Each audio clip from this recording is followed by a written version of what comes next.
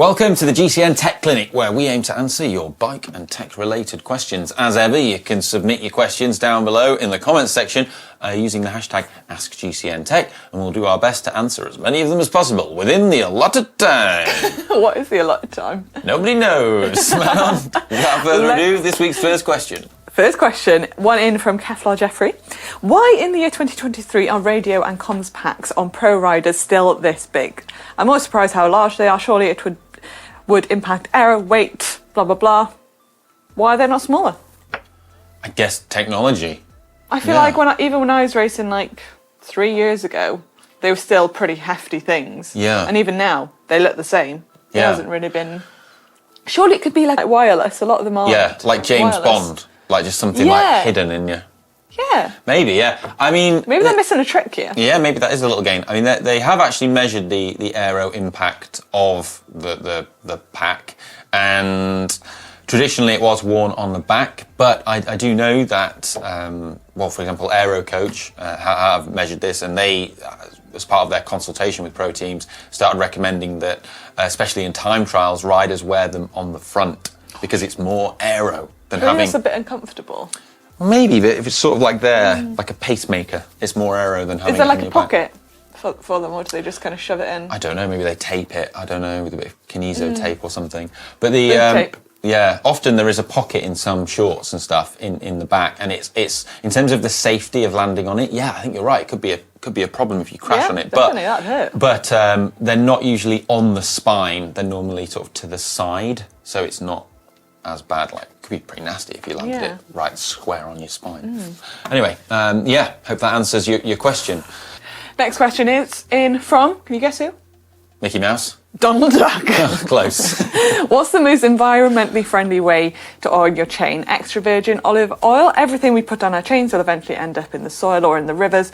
There's a lot of amazing lubes out there, but personally I don't mind lubing my chain twice as much if it doesn't cause pollution or damage to the environment. Yeah, I think this is a worthy thing to be worried about, is the environmental impact of like lubes and stuff. Absolutely.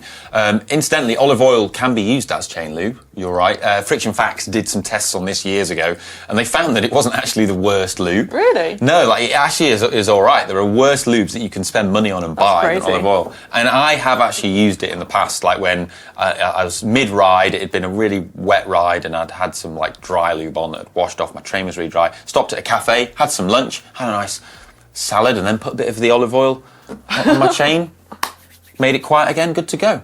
Does the trick? Work. Yeah. That said, there are much better lubes, and olive oil does attract dirt. Yeah. So like, but you know, I can't speak for every lube because a lot of the additives that are put into lubes are secret. However, in the case of say Silka, like in their hot melt wax and also the drip-on lube, the super secret, that the low friction additive that's added into that is tungsten disulfide, which is a naturally occurring thing. So that's not bad for the environment because tungsten disulfide occurs naturally as it's found as a mineral known as tungstenite. It's pretty rare, but like yeah, it does exist. It's just an inorganic compound, metal bonded to sulfide. Yeah, it's not an issue. So yeah, fill your boots, go with that. I mean, yeah. Cool. And Simon Garcia. Some people have all the names, don't they? They do, yeah. He says, "Hey guys, what do you prefer? An entry-level rim brake setup or disc?" I think it's disc for me. Would it? Yeah. But entry-level. What if you get an entry-level bike that has rim brake or disc brake? Yeah, I think at entry-level... Why would you choose? Because often, like, the entry-level disc brakes, they don't, like, they have those pistons that don't come in. Both pistons don't come in. It's just like one piston comes in and pushes against the other piston. Oh, really? And they're like, entry-level disc brakes are cable-operated rather than hydraulic. Oh. You know, so I'm thinking, at entry-level, I'd probably go rim brake. Just because of the ease of surface and like how light it is, and you can still get a lot of good like entry-level rim brake stuff. Okay.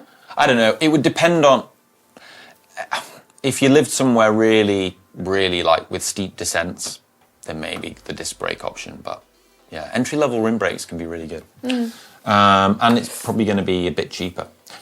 Fred Bull Wings is next. What's his question? I have square wheels, and while it's quite hard to move forward, is there anything to fix it? I have tried square chain rings to match with them, but it doesn't seem to help. Really tricky question. I think triangular wheels. I was thinking octagon. Yeah, maybe switch to some triangles. Yeah. Thanks for your question. Yeah. Kunio Tsukamoto says, why do pros only use 550 milliliter bottles? Seems like they need 1 bottle per hour. So for a 6-hour race, they need 6 bottles for each team member. Why not use 750s or even 950 bottles so they can keep being hydrated? And it's more eco-friendly. Well, I was also wondering, this is quite a good question, but then they have the team car right behind them where they can get bottles from, and they have someone years on the road. Why would they carry more weight on their bike when they don't necessarily need to? I think that's probably one of the main reasons. So this is something that... like when we go out for a long bike ride, we probably would use the bigger bottles because we haven't got a team car or a Swanee on the side of the road. I think that's the key thing here, isn't it? Like, they don't need a bigger bottle because they can constantly get them. But I'm pretty sure this is something that certain teams like Ineos have looked at to maybe modify their fueling strategies, because being able to get all that fuel in a more efficient way could be advantageous in some situations. That said, there's also an aero penalty for having the bigger bottle, which for pro riders is something that's perhaps important. It's a big one, yeah.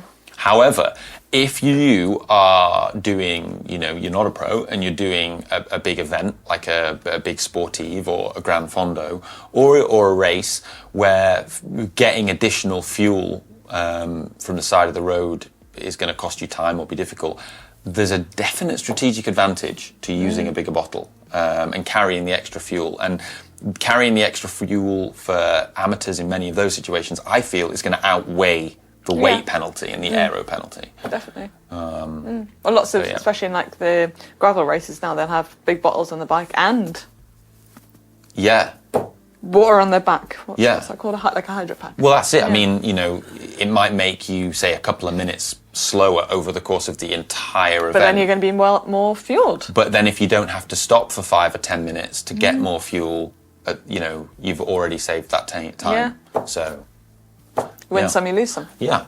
Last question this week is from Ryuin USA, who says, is there any way to wash my bike with a wax chain?